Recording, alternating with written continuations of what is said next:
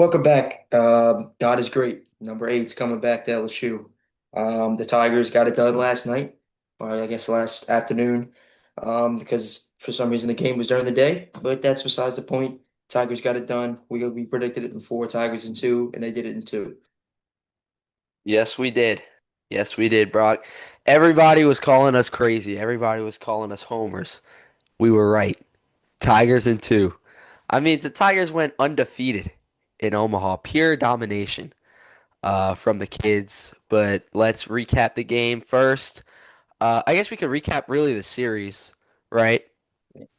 Game So, one, we could talk about game one in 10 minutes. I yeah, mean, not even 10 seconds. I mean, Cade yeah, Anderson shoved and Stephen Milam had a big hit early.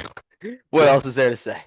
Both two of our impact guys. Obviously, I had Milo. You had Anderson. We'll get into that in a second. But Yep. yeah, game one was kind of a snooze fest from the outside. Like, if you're a baseball fan, you're not a fan of these two teams. Um, for us, it was great. It was great watching it. Kate Anderson absolutely putting Coastal's uh, lineup through a blender the entire time. They didn't have an answer for him. Even in the end, where he was losing velocity a bit, they still couldn't touch him. No. But then game two started out a little rough. Some fireworks to start, as we Yeah. know. Uh, Top of the first, not much happening. LSU um, kind of got I think it was either three up, three down, or no, it was two up, and then Milam had the little pop up that dropped. Yeah, yeah, yeah. But really didn't do much in the first, and then bottom of the first, we all know what happened. The infamous ejection, the double ejection from Coastal's coach, who, when you look back, the pitch that he was arguing that he got thrown out on, it was not a strike No, by any means. the umpire missed like three calls in that inning. That's what, like, That's I what he don't, kept. yeah, I don't blame Coastal's head coach, but Coastal's assistant coach Yeah, he was just doing that for screen time. no, for sure, Man, 100%. but Coastal's head coach definitely had a valid argument. The umpire, I'm an LSU fan and I'm saying this. I mean, the umpire was very shaky in that first inning. The strike zone was as if it was like a 10U strike zone. Um, so I respect Coastal's coach's crash out there. I also think I don't agree with throwing a coach out in the first inning. I I agree. I get It- it might have been a little egregious, but you gotta give him a longer leash than that. right, right. It the fact that, like, throwing him out in the first inning, it is what it is. But like, I feel like it was a quick throw out. Like, he said what he said, but it was really, really. Excuse me, sorry. It was like he held. We all saw he held up three. He missed three calls, and then it sounded like he got thrown out for that. I think what really happened is in college, obviously anywhere, any baseball, you can't argue balls and strikes. But in college specifically, if the umpire gives you a warning and then you keep coming out the dugout, he can throw you out, which is ultimately what happened. Obviously Kevin Schnall didn't know that. He's a first-time head coach. I guess he just didn't know the rule at that point, or he just wanted to get his 2 cents off and fire his guys up after they got embarrassed the night before. But either way, it didn't work. Okay, it started to work because the very next inning, their guy hit a home run. Mhm. But then, I mean, LSU did what LSU does. They came back and they really they took home number eight. Yeah, I mean, it's the same story every time. LSU starting pitching is very quality, and then they find a way to scratch some runs across. I mean, Einson nails, Cade Anderson nails, Mhm. and then like you saw in the first game, I or Milam gets the big hit, and then Stanfield eventually comes up with a huge hit later on in the game with the bases juiced. So, I mean, it's the recipe for winning baseball games, and nobody does it as well as LSU does. Yeah, So that's I mean, why they're number one. yeah, it's an LSU thing. You've heard tons of people saying it's kind of like a broken record. Anytime LSU seems like they're down in the dumps or they're out of it, they just find a way to come back. They scratch and claw. But yeah, now, so since we kind of recapped the game, we're gonna retract a bit to before the World Series. We did an episode where we said our top five impact players or top impact players. And we're just gonna see how they did, how they fared. So I'll start. My first Right. one was Stephen Milam. safe to say that worked out pretty well. He was already hot in the postseason, but I just I wanted to like would he stay hot and whew, was he hot? I mean, we don't Postseason win game Milam is one. a real thing. Yes, we don't win game one without his hit. Just No, plain and simple. If he doesn't come absolutely. through, we don't win. And then even that whole first game, he was the only really offense we had. You saw, remember, he put one off the top of the wall, I think later in the game. But he was a key part of this game. He got the final out. He turned the double play. Um, I mean, just all around great World Series for him, and pumped up to have him back next year. Yeah, for sure. I had no idea he was going to be able to come back next year, so that makes me very happy as a LSU fan. Yeah, for my first one, I had the third base woes, and Michael Braswell came through. Not so much at the plate, although he did get that hit in his very final at bat.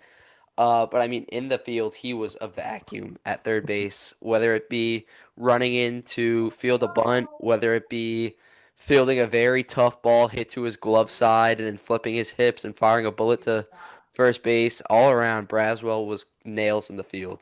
So definitely Yeah. hit on that one. I don't think people give him enough credit for that bunt. Like he literally threw the ball in the dirt by home plate, and he still got him out. Like From he a threw it over the base runner's shoulder.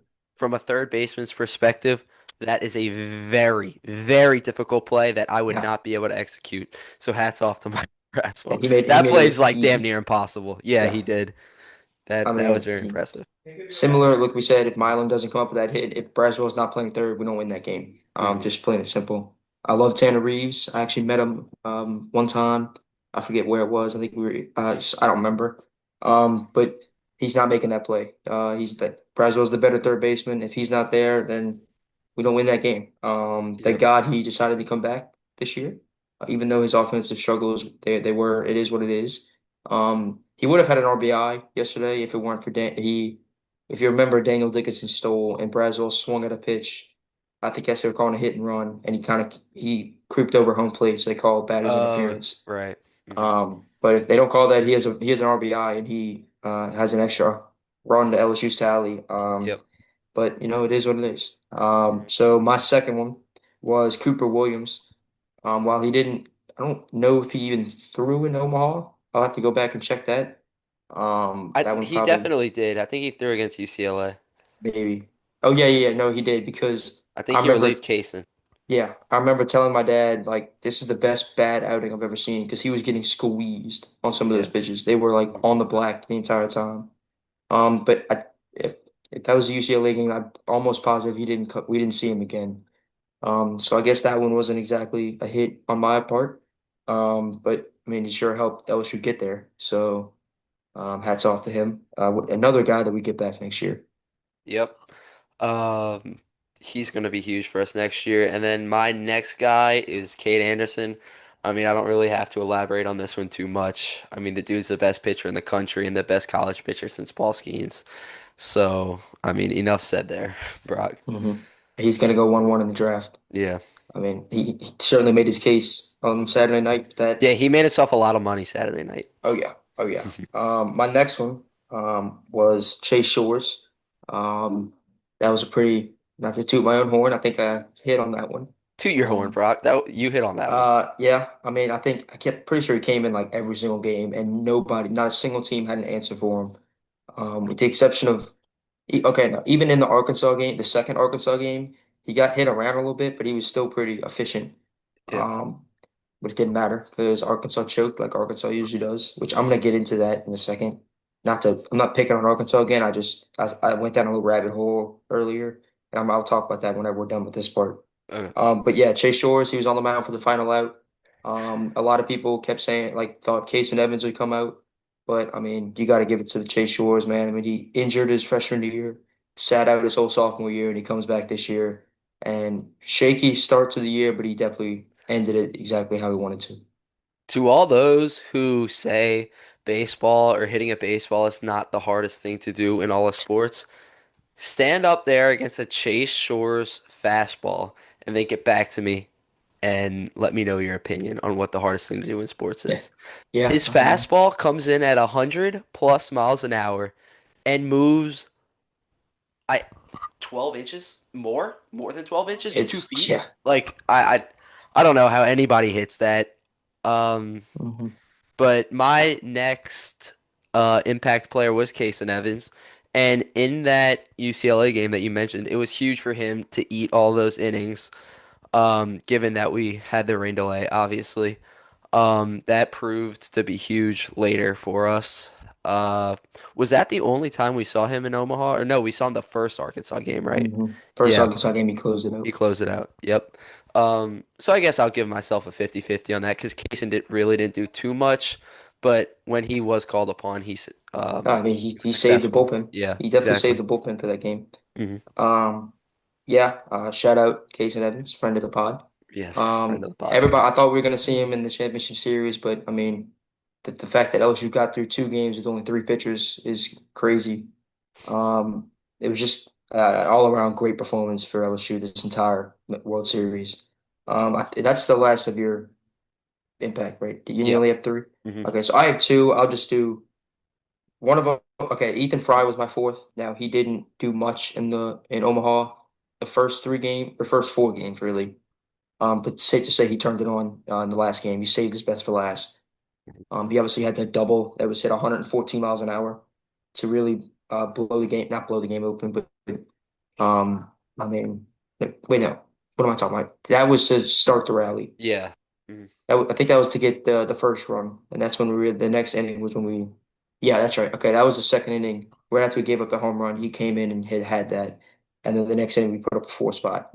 But yeah, I mean, he didn't do much this Omaha, but that last game I mean, came through when he needed to, and he did what he's been doing all year. Obviously, I've been a not big a fan of Ethan Fry throughout his career at To say the LSU. least, yes. But I mean, whenever the LSU needed him this year, he definitely came through, whether it be against Little Rock or West Virginia or in Omaha. And then finally, probably the most important guy that nobody's talking about right now is Zach Cowan. His outing against Arkansas was so pivotal. If that doesn't happen, LSU would have played it on Thursday night, and who knows what would have happened. He gave us, I think, five and a third, if I'm not mistaken. Really I think put that's right. Arkansas in a chokehold. When we needed it the most, because Arkansas's pitcher was putting LSU in a chokehold that whole game until he came out. Not a lot of people were giving him his flowers that he deserves. He had a little rough stretch to end the season, but he definitely made it count when he needed to. Yeah, 100%. And yeah, that's all we got for the impact players. Now, before we move on to some of our best moments this season, I want to talk about the rabbit hole that I hinted at. So I was just scrolling the old YouTube, just a little bored before we were doing the pod, Mm. and I came across on my feed, it was Locked On Arkansas, and the title was Will Arkansas ever win a natty or whatever? And I clicked on it, just like, oh, what is this? What is an Arkansas fan doing? Like, how do they feel right now? And it was the most depressing video. I started to feel so bad for Arkansas. Like it was like I can't even put words to describe. Like this is how I imagine um like this like I literally can't even put words to it. Like the whole time this dude is just like, yeah, well, will we ever win one? I don't know. We've had these great players, but we just can't never win. And, no. And it's like, and then he said something which blew my mind. In the last 10 years, Arkansas has had three Golden Spikes winners and not a single natty to show for it. Are you serious? I promise. They Who are the other had two? Andrew Benintendi in 2015, Kevin Kopps in 2021 or 2022, and then Wahiva Aloy obviously just won, which we called, by the way. Shout out, great player. Obviously he had the blunder in the game, but he is a great player. Yep. But it's just to be an Arkansas fan is just, oof, I feel bad. And to kind of counteract that, in the last 65 months, LSU has seen a football championship, a track and field championship, a women's basketball championship, a baseball championship, a gymnastics championship, and another baseball championship. That's in the last 5 years. So, It's just, I, it's the so best two school in the country. I mean, athletic school in the athletically, country. athletically, athletically. Yes, let me And emphasize. academic, Jake Brown is, as Jake Brown wisely put that. But I mean, to be an LSU fan, I mean, there's nothing more you could really ask for. I mean, you have Yeah, multiple base. You've seen football win. Basketball's been a little lackluster, um, but LSU is a wildly successful athletic program. No way around it. yeah. I mean, and they're not slowing down anytime soon. I Mm-mm. promise you. Jay Johnson is It's not only slowing on the down. uptick. Yeah. I saw something today that said like right at 2 hours after they won the Natty, he's already recruiting and thinking about next year's team, which is insane. That is crazy. Scott Woodward made the right hire 4 years ago when he brought in Jay Johnson. But just Brian Kelly, please come through for the love of It's God. your turn, bud. Like If you you've don't seen make the every playoffs, you're getting fired. yeah. I mean Matt McMahon, you get a pass, but I mean Brian Kelly, dude. I mean the roster's there for you. Just come through. But that's our 5 seconds of football talk because this is a baseball episode. The last Um, one for a while for LSU baseball, literally for like probably a year.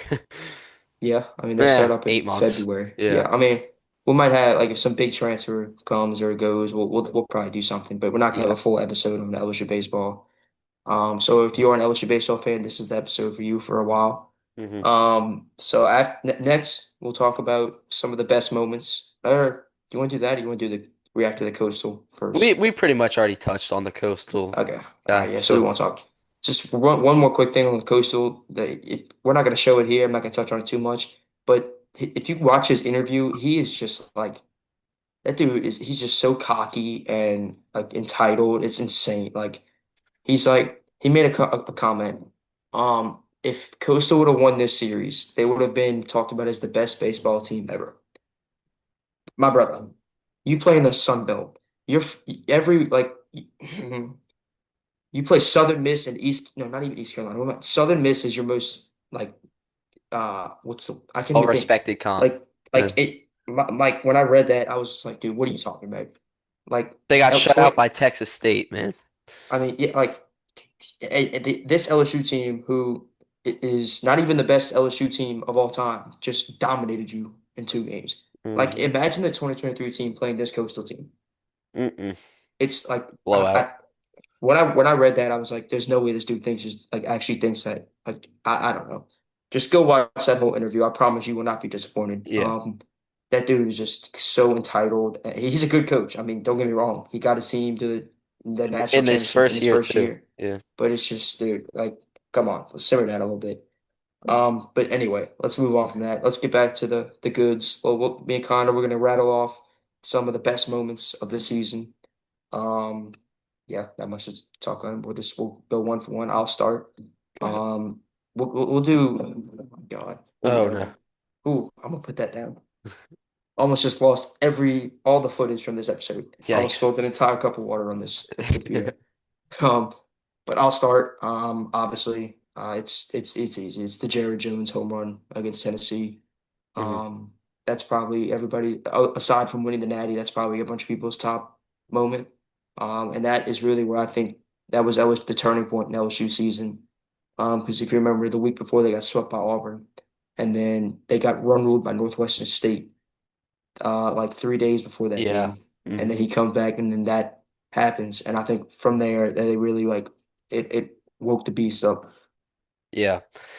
For me, what really got me hooked on LSU was, correct me if I'm wrong, Brock, but didn't Cade Anderson throw 135 pitches against Oklahoma earlier in the year? Hmm. That was the game that really kind of got me hooked onto LSU baseball and to really start tuning in um, every weekend, every like series, because throwing 135 pitches nowadays in like very competitive baseball is almost unheard of because of like load management, people being entitled, especially in college, like wanting to go get drafted and to see somebody go out, compete for his school, throw 135 pitches in SEC Right. play. Come on, dog, I mean, dog. yeah, 100%. Especially like nowadays age where everybody's throwing 95, just the taxing that does on your arm. And hmm he threw very similar, like the exact same game as he did against Coastal, complete game shutout, 130 plus pitches. Yeah, Kate Anderson, he etched his name in LSU history on Saturday night. Speaking of Kate Anderson, my next best moment was actually opening day. I think he only threw 5 innings. I was at the game. But there was something that came up before where he said, I've always dreamed about playing for LSU, and then turns out like he was gonna be the Friday night starter. I just thought that was a really cool moment. Kid, obviously a local kid. He lives an hour. He grew up an hour away from us. Just to see his dreams come true for LSU and obviously get the natty is just Yeah. really cool to see. Yep. 100%. And then I would like to give Jared Jones his flowers. I have not been the biggest Jared Jones fan throughout his tenure at LSU, but that game against Arkansas, the second game in the College World Series, was unbelievable. I have never felt more confident in somebody to get a base knock than I did with him in the last at bat where he barely put it over the second baseman's glove. Um, that was electric, and that is certainly a night I will never forget. Mhm. 100%. And then my next one, this is the last Jared Jones moment. I know giving him his flowers this year, but it's the home run against UCLA after the five strikeout game where he comes back first at bat and he comes through and then they pan to his mom in the stands and she's going crazy. It's just feel good moment. It's like one of those you feel good for the guy for the person, not the player in that Yeah, point. He exactly. like he goes through his struggles. He's getting dogged on all his social media. He spends the next 2 days working, and it pays off. And LSU en route to the eighth national championship. And it was a feel good moment for sure. That's also testament to Jay Johnson being one of the greatest coaches there is right now. Um, I mean, that's all that I have right now, but like, let's not undermine players like Jake Brown, players like Stephen Milan, players like Ethan Fry, Curiel, who all had phenomenal seasons and incredible moments in their own right. For sure. I mean, all even Daniel Dickinson. I mean, his glove at second base. Um, even I mean, he came up with some big hits in the College World Series. I mean, everybody. It was just really awesome to see everybody contribute because it was not Mhm. just a team or an individual effort. It really kind of embodied baseball being a team sport, and it was just beautiful to see. 100%. I have one more just because I was at the game, and Hmm. it was Josh Pearson's final at bat in Alex Box. He got the standing ovation that he deserved. He was a 4 year guy. He stuck through it all 4 years. He's the only player that's been at LSU for the entirety of Jay Johnson's tenure. And just to see all of Baton Rouge really come together in that stadium that night and give him a standing ovation, it was really cool to see, even though he struck out.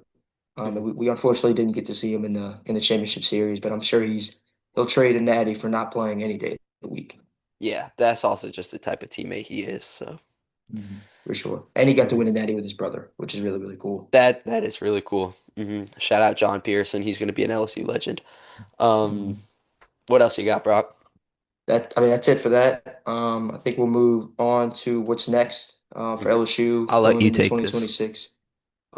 So I'll pull up the what I had. First, we're gonna get into the returners or who we think can return. Obviously, you never know in this day and age with the transfer Nope. portal and NIL. Um, but I'm gonna pull up the roster just so I can. I don't want to miss anybody. Hmm. They all deserve their flowers for their national champions.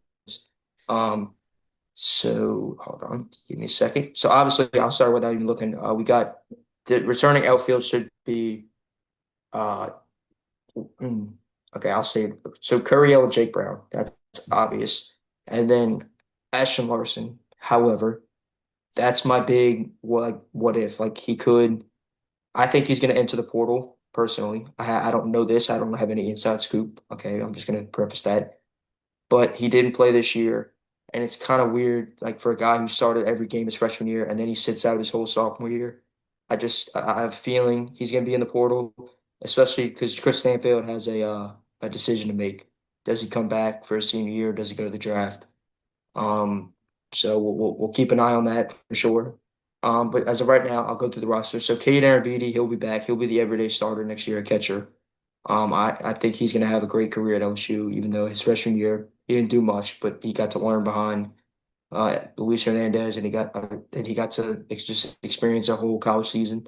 Hmm. And then, as the aforementioned Chris Stanfield, he has a decision to make. Does he come back? Does he go to the draft? I really think that could go either way. I'd probably say he goes to the draft just because if he comes back, he'll lose his leverage because the MLB draft, it's weird, it's different.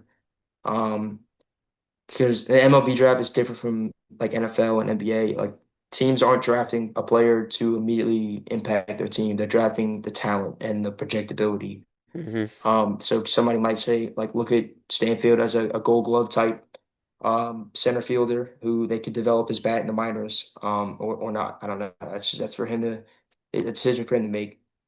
Stephen Milam, he'll be back. He'll be the everyday shortstop. Not much to touch on that. That's pretty obvious. Another guy with a decision to make, Tanner Reeves. Does he come back? I don't know if he's guaranteed a spot. Obviously, with LSU bringing in two transfers so far, Braden Simpson from High Point, who is an infielder, but he's draft risk. He could go get drafted or he could come to campus. We don't know. And then obviously Seth Dardar from Kansas State. He's a New Orleans kid.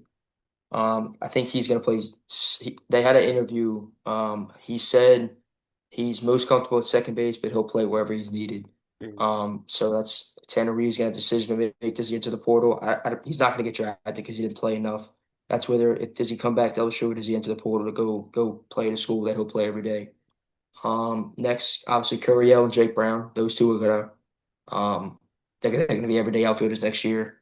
I did see somewhere that says does Jake Brown enter the portal because obviously this year he platooned and does like if Jay Johnson does that next year, does he look around and say, look, I'm a five like he is a 5 tool guy, he's gonna be a big leaguer. Does he go somewhere that he's gonna play every day? Oh, I personally think he's gonna bro, play. we have like less than a minute left right now. Okay, we'll do another episode later on this because I have a lot to talk about on this. We might double upload, but that's it. Thank you for coming to the LSU Baseball Natty episode. That's all we got. LSU gets number 8. Thank you all for Yep. watching.